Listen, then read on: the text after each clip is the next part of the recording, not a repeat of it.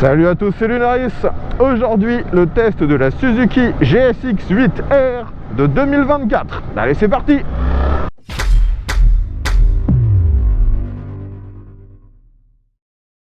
Les amis, aujourd'hui de nouveau le test d'une nouveauté de chez Suzuki, et ça bien sûr grâce à l'un de mes abonnés qui n'a pas hésité à venir jusqu'ici en Normandie sur mon lieu de tournage afin que je puisse vous la présenter. Merci encore à lui. Donc si vous suivez régulièrement mes tests, vous avez dû voir il y a quelques semaines le test de la GSX 8S, donc un roadster sport qui introduisait une nouvelle motorisation dans la gamme Suzuki. Aujourd'hui, on a globalement la même moto, mais en version sportive, d'où son nom GSX 8R. Donc déjà esthétiquement, vous voyez que ça reprend beaucoup à sa sœur roadster, la 8S, et ça reprend aussi un peu l'esthétique des carénages de la GSX-S 1000 GT. Donc bien que Suzuki vende ça comme une sportive, il faut partir du principe que c'est globalement un roadster avec des carénages, tout comme pouvait l'être à l'époque la SV650S par rapport à sa sœur, la SV650N. Donc sur cette version R, on retrouve exactement la même motorisation. Il s'agit du nouveau bicylindre en ligne de 800 cm3. Celui-ci est calé à 270 degrés, bien sûr alimenté par injection, à refroidissement liquide, et sa puissance est toujours la même, 83 chevaux. Vu que la moto est globalement similaire et maintenant équipée d'un carénage, elle est forcément un petit peu plus lourde. On est maintenant à 205 kg tout plein fait avec 14 litres de carburant dans le réservoir.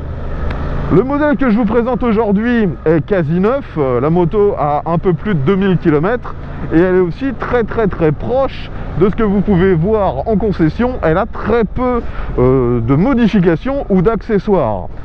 Finalement, la seule réelle modification sur cette moto, c'est le support de plaque court qui a été installé. C'est d'ailleurs une pièce vendue directement par Suzuki.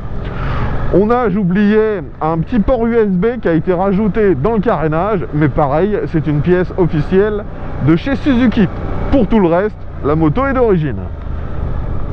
Donc je fais le même parcours qu'habituellement. Je commence donc par un petit passage en ville. Et franchement, cette version R n'est pas réellement plus difficile à utiliser que la version Roadster. Ici, on a bien sûr un guidon différent. Celui-ci est plus bas. On a une forme type bracelet. Donc, on est un tout petit peu plus penché vers l'avant, mais c'est pas extrême du tout. Les repose-pieds, eux, par contre, sont toujours au même endroit, donc très légèrement vers l'arrière. Finalement, sur cette version R, on retrouve une position de roadster sport que n'avait pas vraiment la déclinaison S. Elle avait une position très droite. La prise en main de ce modèle est très facile. On retrouve le même réservoir extrêmement fin. Donc je peux facilement mettre les pieds au sol. Vous voyez que du haut de mon 1m70 m, j'ai les deux pieds qui touchent, même si je ne peux pas mettre les talons au sol.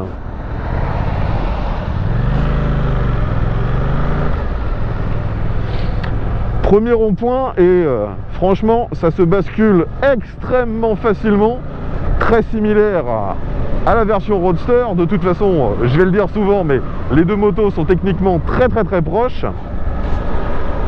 Bien qu'on ait une position un peu plus sport sur cette version R, on peut prendre les infos et vérifier ce qui se passe derrière nous, ça sans lâcher le guidon. C'est pas une position extrême. Et vous voyez bien sûr que maintenant, vu qu'elle est carénée, les rétros sont pris sur ce carénage. Les rétros ne sont pas sur le guidon. Avoir les rétros sur le carénage, ça permet de les avoir plus facilement dans le champ de vision, vu qu'ils sont plus loin devant nous. Par contre, ceux-ci ne sont pas extrêmement larges, donc j'ai pratiquement la moitié de chaque miroir qui reflète uniquement mes bras. Bon, la moto étant encore d'origine, on a bien sûr l'échappement d'origine. C'est d'ailleurs le même que sur la version Roadster. Il est quasiment invisible, il est caché sous le moteur. On a juste une petite sortie de visible. Et celui-ci ne fait que très peu de bruit. C'est identique à la Roadster. D'ailleurs ici, je sors de l'agglomération, j'accélère un peu.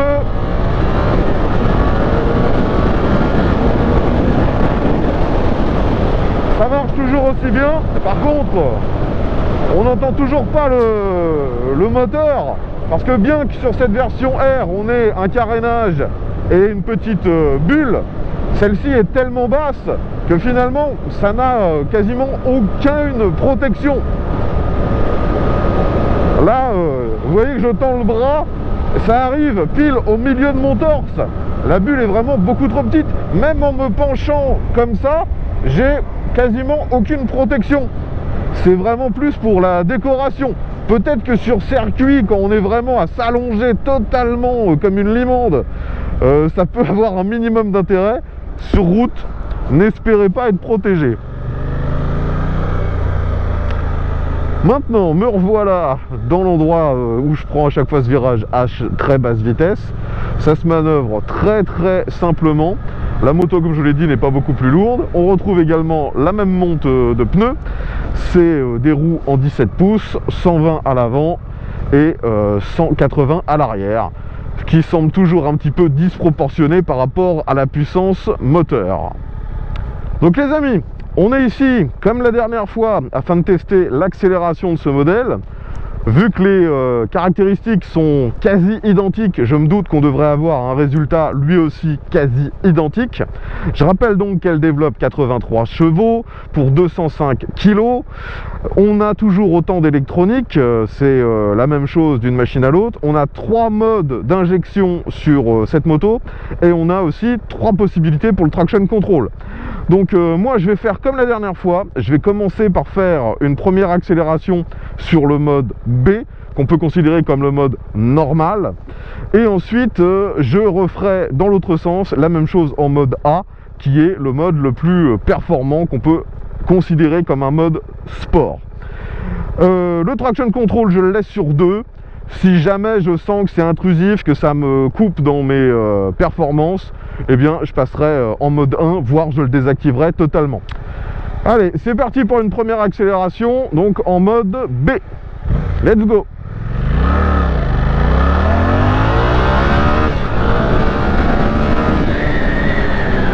Donc vous voyez que ça accélère très bien déjà en mode B.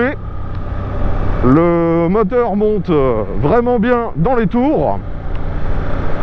Et je ne sais pas en fait si le traction control nous indique lorsqu'il rentre en fonction, parce que là ça me semblait tout à fait transparent, hein. S'il est rentré en fonction, j'ai eu aucune info qui me l'aurait indiqué. Et j'ai pas senti de perte de puissance ou de perte d'adhérence. En même temps aujourd'hui la route est très sèche. Ça fonctionne bien. Maintenant, on va comme la dernière fois faire un petit demi-tour. Donc, je rappelle que je touche les deux côtés du haut de mon 1m70. Je braque à fond. Alors, l'angle de braquage semble un peu moins bon sur cette version sport. Je laisse la moto droite pour faire exactement le même test que la dernière fois. Et là, oui. Là, s'il y avait eu un trottoir, je serais clairement en train de taper dedans. Donc, ça braque un peu moins bien que la version Roadster. Maintenant, je change de mode, donc c'est très facile. Mode A. Et je laisse toujours le traction control sur 2. Et j'ai oublié de le repréciser, mais la moto est équipée d'origine d'un shifter. Je ne sais même plus si j'ai pensé à l'utiliser sur le premier essai. Là, ce coup-ci, je vais essayer de ne pas l'oublier. Allez, c'est reparti. Et ensuite, bien sûr, on va tester le frein.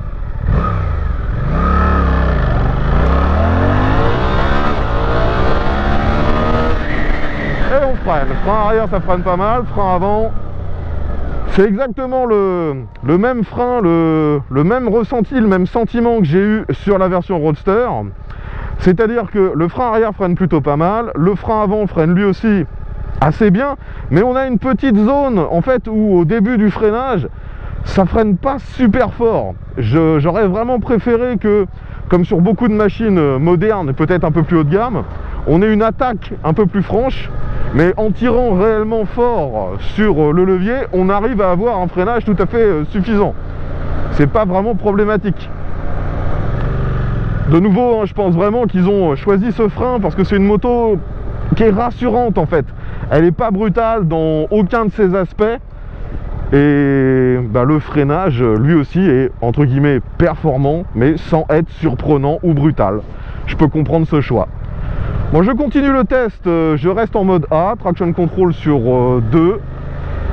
Donc dans ce rond-point, ça se penche sans la moindre difficulté. C'est à se demander si c'est même pas encore plus vif qu'avec la version Roadster. C'est peut-être cette position un peu plus basculée vers l'avant qui me donne ce sentiment.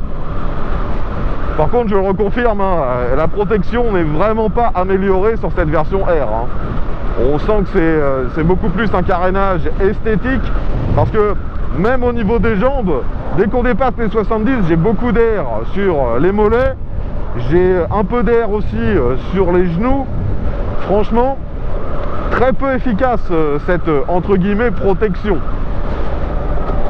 Les commodos sont bien sûr identiques sur cette version R. On retrouve à gauche tout ce qui gère l'éclairage. On a aussi un gros bouton qui permet de naviguer dans les menus du tableau de bord. On a le bouton mode pour bien sûr changer de mode de conduite. Sur la droite, démarreur, coupe-circuit, ainsi que le bouton pour les feux de détresse. Le compteur est lui aussi similaire à la version Roadster. On a un écran couleur plutôt lisible, surtout qu'aujourd'hui le propriétaire a rajouté une petite protection qui fait un traitement mat, donc ça reflète un peu moins. Cet écran vous donne bien sûr votre vitesse, le contour, les différentes aides sélectionnées, le rapport engagé. On peut avoir la consommation, l'horloge, enfin c'est très très complet. Après, comme sur le Roadster, le seul reproche que je peux vraiment faire à cet écran, c'est que les différents menus de paramétrage sont en anglais. Alors ici, j'arrive sur une zone pavée, je vais essayer de voir si ce moteur est souple. En même temps, aucune raison que ce soit différent par rapport à la version Roadster. Donc là, vous voyez que je suis en 4ème à 30, un peu moins de 2000 tours. Si je veux reprendre, je suis clairement en sous-régime, ça vibrote. J'arrive à redépasser les 2000 tours et là, c'est bon. Donc le seuil minimum pour garder un peu d'efficacité, c'est 2000 tours. Ce qui est, on va dire, normal sur ce genre de moteur en bicylindre en ligne. Allez, on suit le même parcours, toujours, hein, je repasse dans cette phase à basse vitesse. Ça se manœuvre bien, hein. Franchement, la position n'est pas vraiment contraignante. Hein. Alors, ici, je vais sortir de l'agglomération, je suis en 3ème, j'accélère fort, et on est en côte. Donc de nouveau, vous voyez que dès les mi-régime, ça marche très bien. Et là, je me suis mis en traction control 1. J'ai l'impression que au moment de la réaccélération, c'est un petit peu plus brutal. Donc, il faudrait comprendre que le traction control a aussi, comment dire, un rôle à jouer sur notre ressenti à l'accélération. Ici, j'arrive sur un Dodane, je ralentis à 30 km/h et c'est assez ferme. Hein. D'ailleurs, il faut savoir que les suspensions sur cette version R sont différentes par rapport à la S. C'est d'ailleurs une des grosses différences techniques. À l'avant, on a une fourche inversée. Malheureusement, celle-ci n'est toujours pas réglable. Et à l'arrière, on a un amortisseur, toujours au même endroit, bien sûr. Et celui-ci est réglable en précharge. Le propriétaire me disait l'avoir réglé un petit peu plus ferme que d'origine, vu que il l'a juste adapté à son poids. Allez, je redescends tous mes rapports au shifter. Ouais, j'ai le même ressenti que sur la S, c'est-à-dire que ça fonctionne pas trop mal, mais c'est loin d'être le meilleur shifter que j'ai eu l'occasion de tester. Il est parfois un petit peu rugueux, un peu brutal. Allez, je suis en mode A, j'utilise le shifter, on va voir ce que ça donne dans cette succession de virages. La position est beaucoup plus intuitive pour rouler fort. J'aime beaucoup. Ça incite à sortir le genou et les suspensions sont bien meilleures. On a très peu de bascule vers l'avant. C'est plus stable. Elle incite vraiment plus à rouler vite, à faire un peu l'imbécile.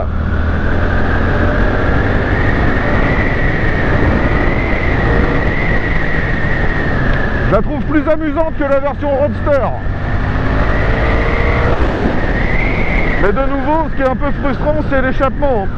Il faut vraiment monter au moins à 7000 tours pour commencer à avoir quelques vibrations et un petit peu de sonorité. Et encore, faut pas rouler trop vite parce que sinon le bruit du vent est très rapidement supérieur au bruit de l'échappement.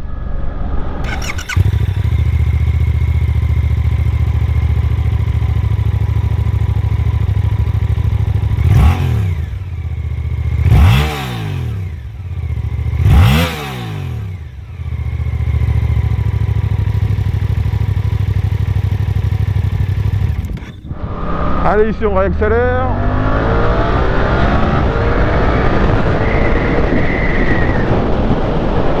Ouais, c'est efficace, hein. Bien que sur le papier il n'y ait que 83 chevaux, le comportement moteur fait que au niveau dynamique c'est vraiment pas mal.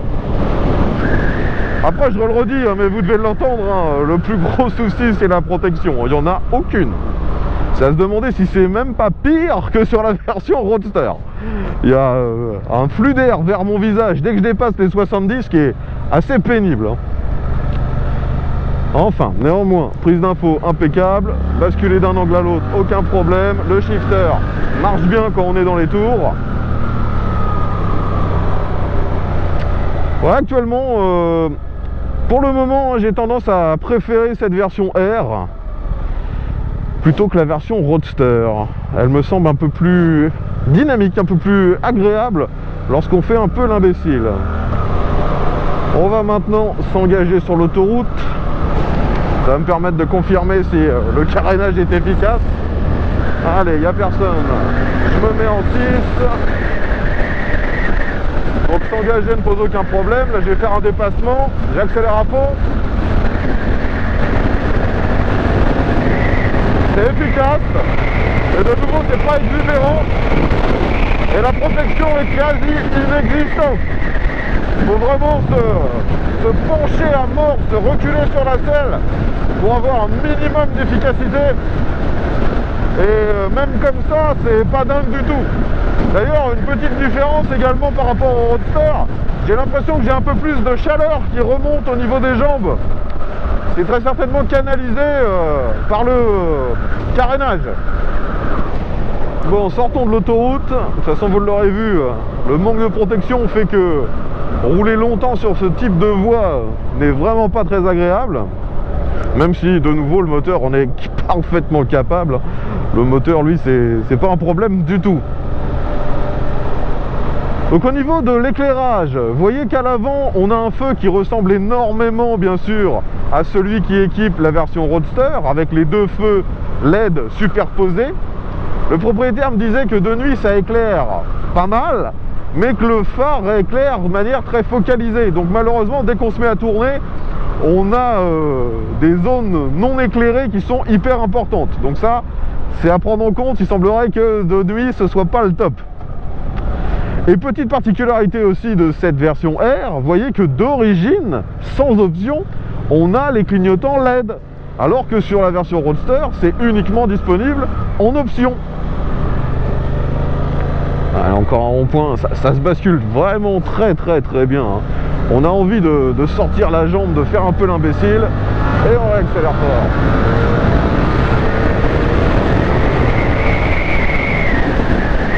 Et c'est vrai que ce moteur, même si il est pas mal en termes de performance, on n'a pas le côté grisant que pouvaient avoir les anciens GSX-R. Là, on en est très loin. Là, sur ce moteur, finalement, dépasser les 8000 tours, après, c'est plus très performant. Là où, à l'inverse, avec un 4 cylindres, fallait monter très haut dans les tours et faire hurler le moteur. C'est vraiment deux conceptions de l'utilisation d'une moto qui sont antinomiques. Si vous aimez rouler à bas régime, vous n'aimez pas les 4 cylindres. À l'inverse, si vous adorez être à fond, celle-ci ne vous conviendra très certainement pas. Allez, une dernière accélération.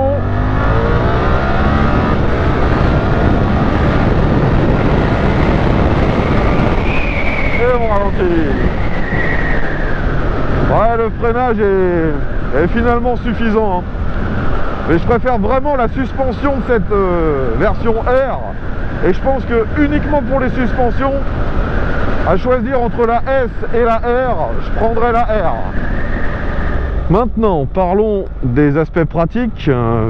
Globalement, ce sont de nouveau les mêmes que sur la version Roadster. On peut enlever la selle passager. Celle-ci dissimule un tout petit rangement, c'est vraiment très très faible. N'espérez pas y mettre un bloc disque par exemple. Si vous souhaitez rouler avec un passager, c'est faisable, mais la selle est toujours aussi petite. Il n'y a pas de poignée pour se maintenir et les repose-pieds sont relativement hauts. Donc si votre passager mesure plus d'1,60 m, je pense que ça peut être compliqué ou du moins désagréable pour lui. La consommation, elle, est relativement faible. C'est annoncé à 4,2 litres par le constructeur, mais le propriétaire, lui, me dit que ça consomme 5 litres au 100, soit la même chose que sur la version Roadster. Le réservoir a une contenance de 14 litres, donc vous pouvez envisager environ 300 km d'autonomie si vous roulez vraiment à la cool. Donc finalement, les amis, ce que tout le monde se demande, c'est cette version R. Est-ce que c'est donc une vraie sportive ou, comme tout le monde le suggère, un roadster caréné? Eh bien, je dirais que c'est un peu les deux. Peut-être ben que oui, peut-être ben que non. Pas oublier que je suis normand, moi. Donc, globalement, esthétiquement, moi je la trouve plus jolie en version R. Surtout avec ce coloris bleu pailleté qui est très très sympa. Je préfère largement les suspensions qui sont sur cette version R, elles sont moins molles et elles me semblent plus agréables lorsqu'on veut aller un peu vite et donc quand on veut attaquer, côté sport. Après par contre, est-ce que c'est une vraie sportive? Non, c'est pas si radical, la position n'est pas si couchée vers l'avant que sur une véritable machine de circuit. Ça ne monte pas dans les tours et ça n'a pas la puissance d'une machine de circuit habituelle, hein. Donc clairement, si vous envisagiez de remplacer votre GSX-R 750 par cette 8R, je ne pense pas que vous allez vous y retrouver. Par contre, pour ceux qui veulent juste une bonne moto fiable, garantie 5 ans, eh bien c'est une bonne machine. Mais je le redis, elle a le même problème que sa sœur Roadster. Elle est très difficile à vendre. C'est le marketing là, qui est mauvais car quand on suit juste la lecture des fiches techniques, celle-ci est quasiment la moins puissante de sa catégorie. Toutes ses concurrentes sont plus balèzes, alors que ses concurrentes ne coûtent pas forcément plus cher. Il est vrai que si vous allez chez Honda, vous avez la CBR 650R qui développe 95 chevaux avec son 4 cylindres en ligne, donc un peu plus rageur, plus sport. Vous avez la Triumph Daytona 660 qui elle a un 3 cylindres également de 95 chevaux. Finalement, je dirais que les motos les plus proches sont très certainement les Yamaha R7 et Kawasaki Ninja 650, mais la R7 a un look plus sport, même si elle est moins puissante, et la Ninja, elle, est beaucoup moins chère. Donc franchement, c'est difficile de trouver des arguments pour vraiment vendre cette 8R. Le mieux, c'est tout simplement de l'essayer si elle vous intrigue, si elle vous tente. Mais c'est vrai que ça va pas être facile à vendre pour Suzuki. Enfin voilà les amis, je pense maintenant avoir fait le tour des caractéristiques de cette nouvelle moto. Si vous avez des questions, l'espace commentaire est là pour ça. Si vous avez déjà eu l'opportunité de tester ce modèle, voire même de le comparer avec sa sœur Roadster, eh bien donnez-nous votre retour d'expérience dans les commentaires. Je tiens de nouveau à remercier le propriétaire de cette machine de s'être déplacé afin que je puisse vous la présenter. C'est très sympa de sa part et je rappelle que l'ensemble des tests sur ma chaîne sont toujours faits en collaboration avec mes abonnés. Donc si comme lui, vous disposez d'un véhicule que vous aimeriez me voir tester en vidéo, eh bien prenez contact avec moi. Tous les moyens de le faire sont dans la description. Je reprécise que mon lieu de tournage se situe en Normandie, pas très loin de Rouen. Comme d'habitude, si vous avez apprécié ce test, n'oubliez pas de mettre un petit pouce vers le haut, de partager la vidéo sur les différents réseaux sociaux. Je vous invite à vous abonner si ce n'est pas déjà fait, vu que vous l'aurez compris, grâce à mes abonnés, je teste très régulièrement des nouvelles machines. Merci à vous d'avoir partagé ces quelques instants avec moi. Je vous dis à bientôt et à tous.